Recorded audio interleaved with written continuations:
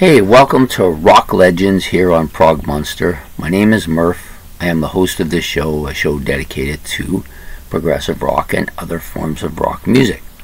So finally I'm going to do this part B of AC/DC. They keep putting it off because things keep happening. Yesterday I was prepared to do it, but spent the whole day working on some other aspect of things. So here we are to release finally part B, the Brian Johnson era of AC/DC, as a tribute to the band's 50th anniversary to playing rock music for us. Okay, so I'm not as big a fan of this era. I'm not as big a fan of this era as I was of the Bon Scott era. The Bon Scott era, to me, was a very different band in many ways. Bon Scott added an element of wit and humor to the band that has never really been equaled. So anyways, we're doing the Brian Johnson era. Now, Brian Johnson, to me, is quite a great vocalist. He's got a really tough voice to do. It's got to be hard on him to do that voice, but he's so good at it and really adds an element to their music and really actually makes the band very different, in my opinion. Bon Scott was more of a front man, more of a stage presence, I guess. Excuse me. However, I think that Brian Johnson has one of those really heavy rock voices that is just so catchy and suits the albums they did after that very well. Now, I will admit that the Back in Black album, which is this one, and their biggest seller to date, and probably their magnus opus, some people might say Highway to Hell was. I'm not arguing with either. They both represented different eras of the band. This album was the one that put them on the map for me. I bought this album in 1980 without any preconceived ideas of what AC/DC was about, and this just hit a home run right out the park for me. I love this album. Every track on it is fantastic. It's really hard rockin', lots of really catchy riffs. The lyrics are, funny and interesting in some ways, although I don't find Brian Johnson is the kind of guy that gives that wit or humor to the music that you got with AC/DC. That's the biggest difference, but definitely sings these great. I think Bon Scott would have done this well. It just would have been very different. It's hard to say how it would have played out, but obviously a fantastic landmark album, not only for AC/DC but for rock in general. This is an awesome album, one of the greatest rock albums of its time, and definitely one of the biggest and most selling albums of all time. So yeah, love every track on it. I could go through them. They're just so good. I was listening to it yesterday on the way home from what I was doing. You got Hell's Bells, which is kind of more of a grinding song than anything else. Back in Black, I think, is kind of like that too. Both tracks are very similar that way. Shoot the Thrill, What Do You Do for Money, Honey, and Giving the Dog a Bone, and You Shook Me All Night Long are more fast-paced, kind of catchy riffs and real catchy lyrics. These are just real fast-paced, banging songs. Shoot the Thrill is my particular favorite AC/DC song. I know I take a little bit of heat from that. People say, well, the Bon Scott stuff's so much better. Maybe, but this song just for some reason catches me.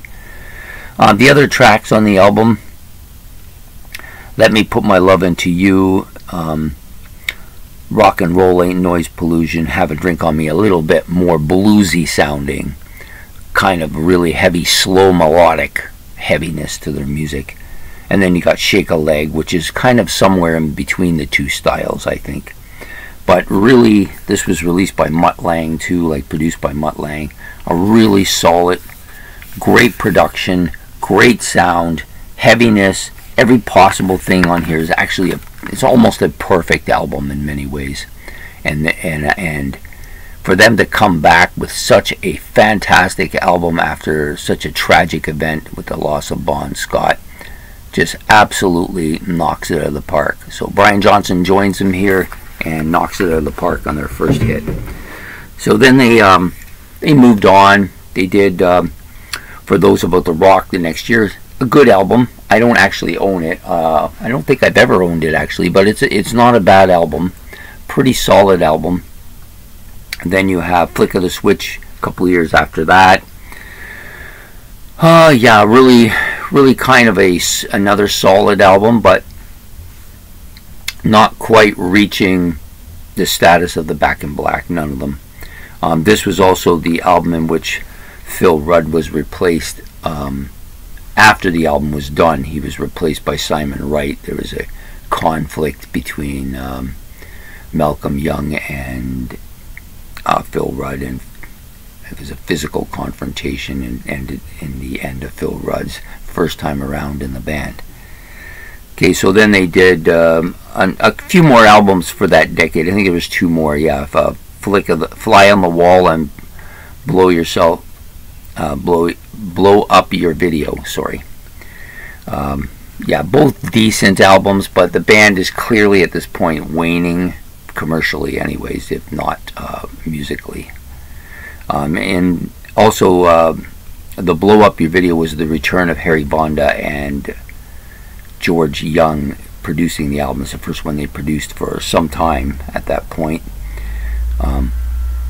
And then right after that tour, Malcolm took some time off to recover from his drinking escapades and his alcoholism, and he was replaced for the rest of the tour by Steve Young. So then after that, they did the album Razor's Edge, and on that album, Slade replaced Simon Wright, who had previous commitments that he wanted to keep with Ronnie James Dio's band. So a little bit, you got a little bit of change in the personnel here, but the main guys, Malcolm, Angus, and Brian Johnson, were all still, and Cliff Williams, of course, all still much in force here. So the band still pretty much had that. And, you know, AC/DC's taken a bit of heat for seeming to reprint the same album over and over and put a different title on it. And it's the style of music, you know. I'm sure the people who listen to it a lot can tell you the difference between the styles of music. That's often the case with bands that have similar sounds on their music. Stones are like that. There's a few bands like that, but AC/DC, they took some heat for that, but it, you know, in the long run, they were playing the music they wanted to play to the people who wanted to hear it, so you can't knock them out for that. Then they did the Ballbreaker album. That was about 5 years after that, so they had this fairly lengthy gap between their music. They only actually produced that album in '95, and then not again till the turn of the century did they produce another album. But Rudd returned after that on Ballbreaker and was part of the band. So you had pretty much the classic Back in Black album members back with the band, and that, to me, that's AC/DC, that group. And for the Brian Johnson era, and then it's the same group but with Bon Scott for the Bon Scott era. So they did Stiff Upper Lip in 2000, and in 2008 they did Black Ice, which is this album. Not a bad album. This is the only other one that I have of the ones I've listed so far. Like I said, I wasn't a huge fan of that era of their music. I much prefer Bon Scott. I have almost all the Bon Scott stuff, but this one has some nice shots of the band. That's the thing I like about it. So you got a really good shot of the band here, and then you got individual shots of Angus, Malcolm, and Brian, and Phil Rudd and Cliff Williams here. So yeah, they're older, probably a lot more experienced by then, but still the classic lineup. And this is not a bad album. I've listened to this a few times. I like it, but it's like I said, this era isn't. I'm not as big, and as they went along, I felt less and less interest in them. But when you get up to the last couple of albums, Rock or Bust and Power Up. So what's this one here? Oh, this is can't see it. I think this is one that I forgot to mention. Yeah, this is Stiff Upper Lip. So this is around that era as well. So this was just before Black Ice. Both these albums are decent, good albums. And then they produced, then towards the end, Rock or Bust. So they did the Rock or Bust album. And at that time, Malcolm Young, for health reasons, called it quits and was replaced first temporarily by Steve Young and then permanently as Malcolm, his health deteriorated. And then you had the Power Up album, which was their last one, in which Slade replaced Rudd again because he had issues with the police, which I'll get into in a few minutes. Yeah, so that's pretty much the changes on the album part. Now you had in 2003 the band were inducted into the Rock and Roll Hall of Fame. Probably, I think, almost 23 years to the day after they released the Back in Black album. Maybe not so much to the day, but almost 23 years exactly after they released that Back in Black album. And that album pretty much secured their induction into the Hot Rock and Roll Hall of Fame. You can't have an album that's in the top 5 or 6 of all time and not put that band in. And they well deserve it. They were a rock and roll band from the beginning. They had tremendous popularity. They had a sound that was really catchy. Their riffs, you know, I personally think Malcolm Young is a riff master, maybe one of the best, if not the best, riff master of all time. Then you got the performance. They performed at the Molson Canadian Indie that year. Molson Canadian Indie. I'm thinking of car racing now. The Molson Canadian Rocks Festival in Toronto for the SARS event to try and shake off that negative image that Toronto had captured because of the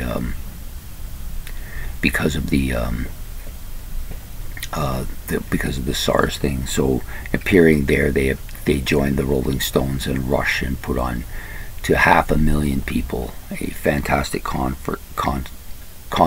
Many people I know went to it and say it's one of the best they've ever seen.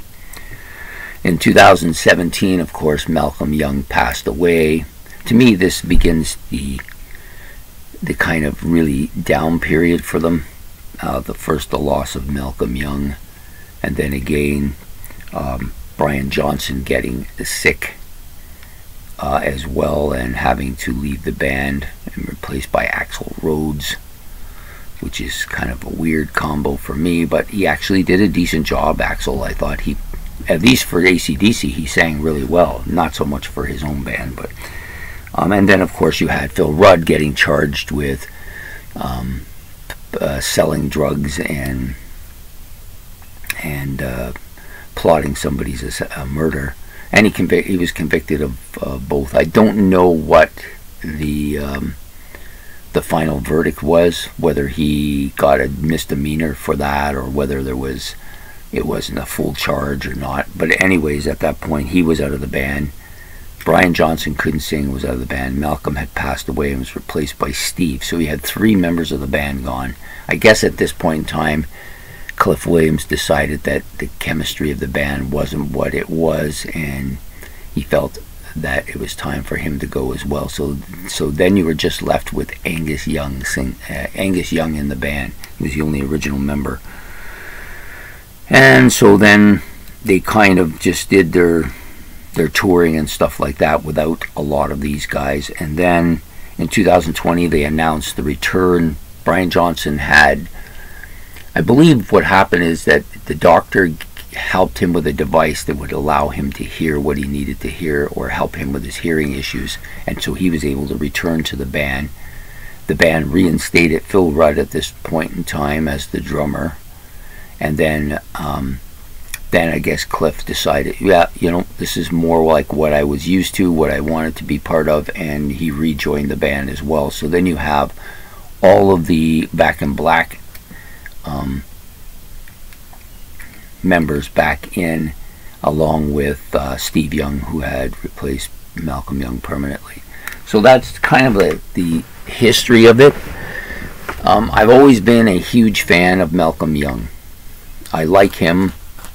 I know he's a bit rambunctious. He's the one that always, whenever there was fisticuffs or any kind of violence, history or legends in the band, it was always revolved around him. Whether he actually did anything or not, I don't really know. But, you know, there was that story about him and Geezer Butler having it out when they were on the tour with Black Sabbath. Apparently the Bon Scott and Ozzy got along well, but everybody else in the band, there was a little bit of friction between them. So at any rate, could you imagine AC/DC backing up Black Sabbath now? I think it'd probably be more like the reverse, right? So anyways, and then he had the confrontation with Phil Rudd too. So he, to me, in many regards, even though Angus is more frontal, more well observed, people always think of Angus as being kind of AC/DC. And I'm not denying any of that, but to me, Malcolm was the leader of this band. He was the center focus. He and Angus wrote most of the music. He was a consummate guitar player. Probably could have played the role that Angus did, but for whatever reason, they decided that Angus would play that role, and Malcolm would be just the rhythm guitar player, when he's a hell of a rhythm guitar player and a great riff master. So the loss of him, to me, really kind of changed the band, and maybe at that point they should have hung it up, but I doubt they will. Most of these bands never hang it up, because rock musicians like to rock. That's what it is. And some people say it's money, but I can't imagine it being money. They all got to be like loaded to the gills here. To me, it's just got to be the love of playing the music, at least for Angus. I don't know about the rest of them, but I know for Angus, I'm pretty sure that's the case. The loss of his brother had to be hard on him, but having a nephew, Steve, in the band probably helped with that too. So, you know, this is a much beloved band by me. I think they're one of the great rock bands in history. I think they're one of the, I think personally right now, of the bands that are still out there touring and still doing their thing, they're the best band.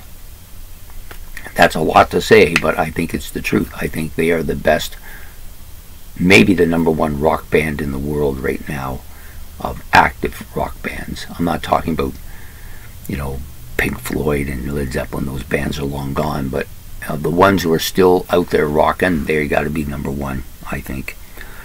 And I wanted to do this tribute to them because of my love for their music and the love for the band as a whole. I miss Bon Scott. I would have loved them to continue with him, but in many ways we were very lucky to get Brian Johnson. I don't think a lot of other vocalists could have filled the shoes even half as well as he filled the shoes of Bon Scott. And he wasn't just a carbon copy of Bon Scott either. He had his own style, his own stage presence, his own voice even. He really gave the band a different sound, but at the same time allowed them to continue.